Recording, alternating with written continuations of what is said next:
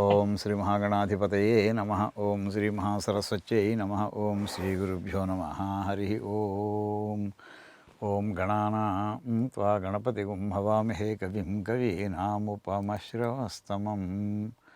జ్యేష్ఠరాజం బ్రహ్మణాం బ్రహ్మణస్పతః ఆనశృణ్వన్నోతిభిः సేదసాదనం.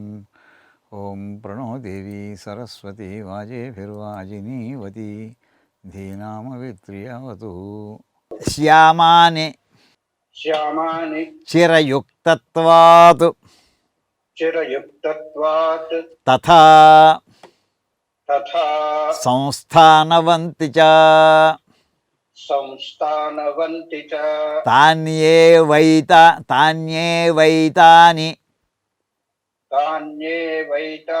మన్యేహం యాని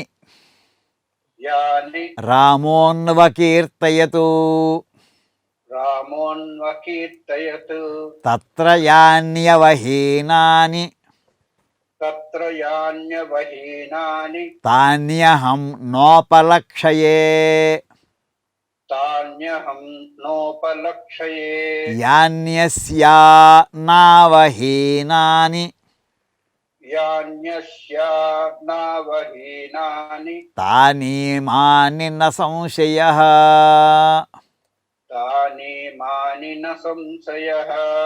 పీతం కనకపట్టాభం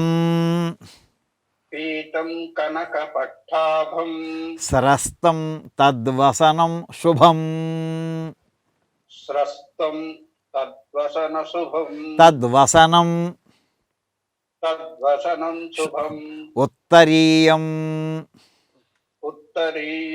నగాసక్తం తదా దృష్టం ప్లవంగమైః భూషణాని చ ముఖ్యాని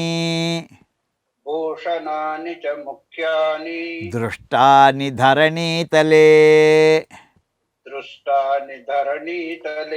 అనయైవాపవిద్ధాని స్వనవంతి మహాంతి చ. ఇదం చిరగృహీతత్వాత్ చిరంలే ఇదం చిరగృహీతత్వాత్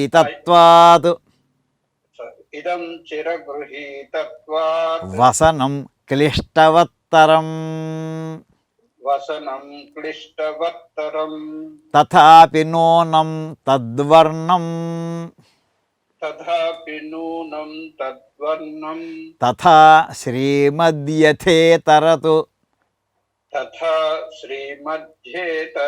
శ్రీమద్యథేతరతు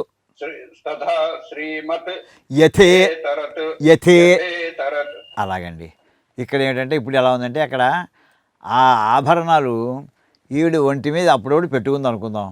పెట్టుకుంటే అవి వాటిని మళ్ళీ కుంకుడితో రసంతో పడితేనే శుభ్రంగా చేయని కుదరలేదు. అక్కడ ఆవిడికి మట్టుకట్టుకుపోయి ఉన్నాయి.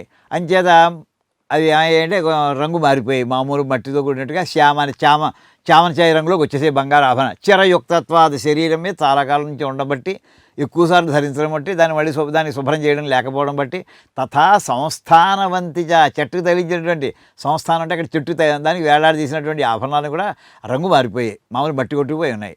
అంచేత ఇవన్నీ కూడా ఏవేవైతే శ్రీరామచంద్రుడు వర్ణించాడో తాని ఏవ ఏతాని ఈ ఆభరణాలనే శ్రీరామచంద్రుడు వర్ణించాడు మనకి.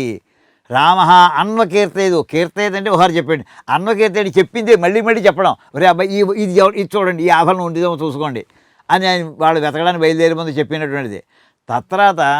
తత్ర యాని అవహీనాని, ఆవిడ ఏవేవైతే ఆయన చెప్పలేదు అవి వీడి దగ్గర కనిపించట్లేదు. అంటే శ్రీరామచంద్రుడు ఎందుకు చెప్పలేదు? ఆవిడ పైన ఆకాశం నుంచి ఆవిడ రావణాసురుడు తీసుకెళ్ళిపోతుంటే అక్కడి నుంచి జార విడిచింది. అంటే ఆ మూటంతా సుగ్రీవుడు మొత్తం ఈ వానరులందరూ పట్టుకున్నారు అక్కడ పైన.